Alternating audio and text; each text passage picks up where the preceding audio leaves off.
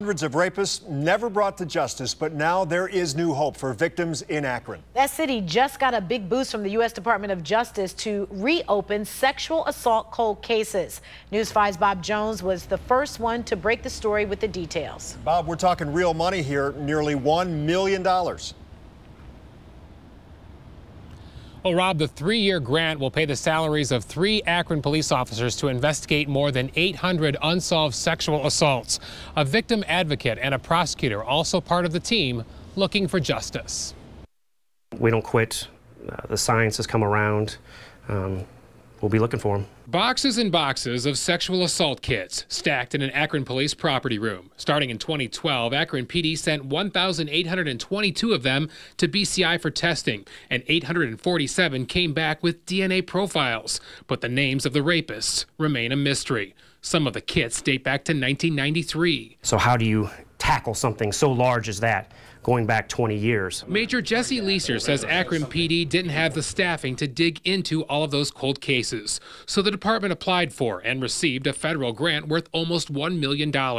It will pay for a team of investigators to prioritize, examine, and prosecute hundreds of unsolved sexual assaults.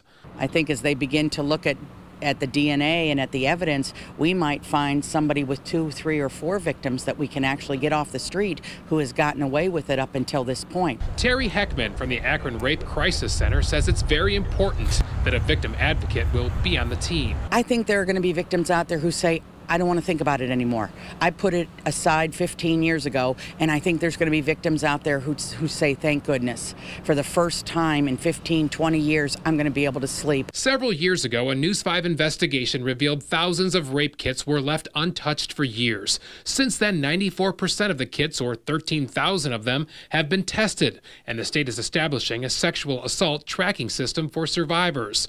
Leeser says the Akron grant gives a specialized team the time to investigate the findings from the kits and re-interview victims, witnesses, and suspects. Part of the trauma-informed approach is making that we have a streamlined investigation.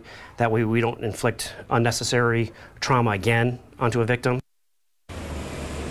And the statute of limitations for rape in the state of Ohio is 20 years, so this team of investigators will likely look at some of the older cases first and prioritize those.